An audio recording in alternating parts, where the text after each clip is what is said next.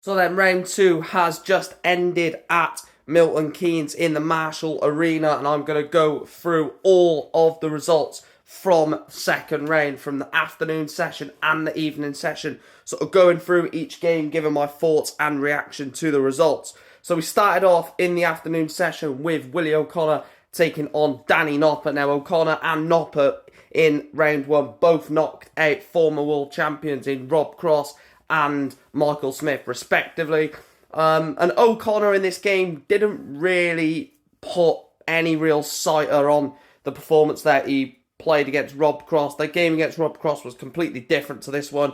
Danny Noppert was in cruise control, essentially, for, a lot of the game, and sort of showed that in his performance. You could see that Danny Noppert was the better player, and William O'Connor just couldn't really get near him, and Noppert got the win 4-0.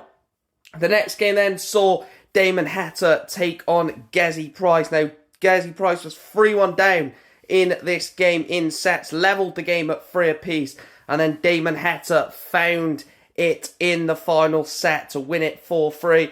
Now, again, Gezi Price didn't play bad in that game, but yet again, how many times did we say it last season? So many games where he plays well but just cannot get the victories.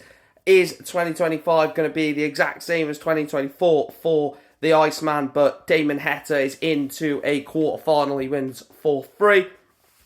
The next game, the penultimate game of the afternoon session, was Stephen Bunting for Peter Wright 2.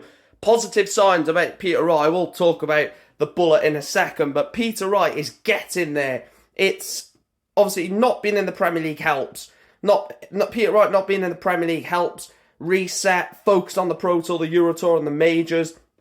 Haven't got that added pressure of being in the Premier League, all the travelling, the media, etc, etc. And I think that this could potentially help Peter Wright this year without all of that added pressure and no World Series, etc, etc.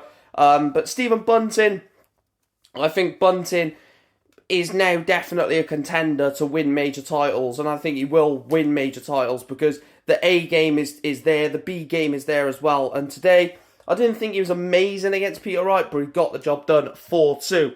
And then the last game of the afternoon session, wow, Luke Humphries 4, Josh Rock 0. An absolute demolition job by cool hand Luke Humphries. And again, all elements of Luke Humphries' games in one: incredible scoring, grittiness, desire, and everything you want to see in a performance from the world number one, comfortably world number one as well. I really think that Humphries could have another solid year like he did 2 years ago. Not even a bad year last year either, to be fair, and he beats Josh Rock 4-0. Josh Rock just nowhere near the performance needed against Luke Humphries, and it's just clinical edge from Luke Humphries gets him over the line, a 4-0 win. The next game then is the first game of the evening session. Johnny Clayton 4, Ryan Searle 3. Johnny Clayton had a chance, Ryan Searle, had a chance, didn't he?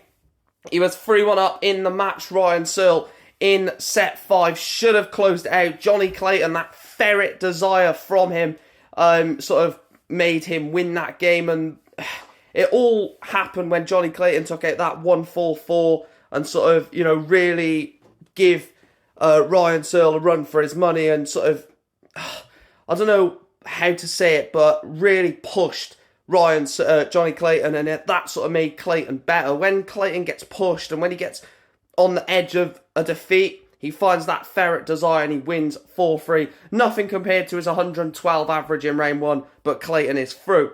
The next game was Cameron Menzies 1, Nathan Aspinall 4. Cameron Menzies absolutely miles off it, and that's no discredit to him. I think he will tell you the exact same thing. The quality just wasn't there, the consistency wasn't there. And Nathan Aspinall, we mentioned before about Aspinall having injuries and stuff like that, and that can dampen his performance, but Cameron Menzies had the exact same thing there. Cameron Menzies wasn't playing the best darts that he will play in a long time playing on the tour, but Nathan Aspinall had to do a job, and he did. Some people will say, oh, but Nathan Aspinall didn't really win because Menzies was injured, but you've got to beat what's in front of you. I don't think Menzies was injured. I just think he was just miles off it, and then sort of used the previous excuse of an injury to, get away with it, basically, because that was poor from Menzies, but Aspinall is through. The penultimate round 2 game was Luke Littler. 4-0 winning sets, 8-0 in legs from Luke the Nuke, absolutely destroying one of the all-time greats in James Wade. And James Wade didn't play bad. You know, he was mid-90s for quite a bit of the game.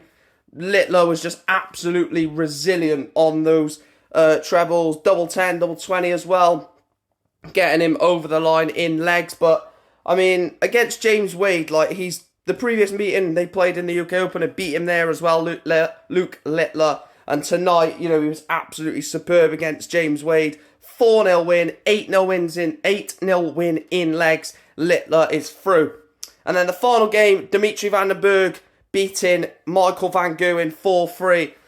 I don't know what Michael van Gerwen was doing on 87. He went 25 and then obviously needed to go single 17, which hit the treble 17 and then really left him in sort of a bad moment. But Dimitri Van den Bergh jumped all over it, you know. And then on the double 5, he goes inside on the 20. And then in the next visit, he doesn't hit the big 20, it's a single 5. I think Michael just really couldn't get going in the back end of that match. And Dimitri Van den Bergh fully deserved. You know, I don't really rate that Van den Bergh. I don't really like him. But Dimitri Van den Bergh fully deserved and into the quarterfinals. So those are your quarterfinal 8. Danny Noppert, Damon Heta, Stephen Bunting, Luke Humphries, Johnny Clayton, Nathan Aspinall, Luke Littler and Dimitri Van den Bergh. Let me know your thoughts on those results from round 2 and I will give you my quarterfinal predictions tomorrow.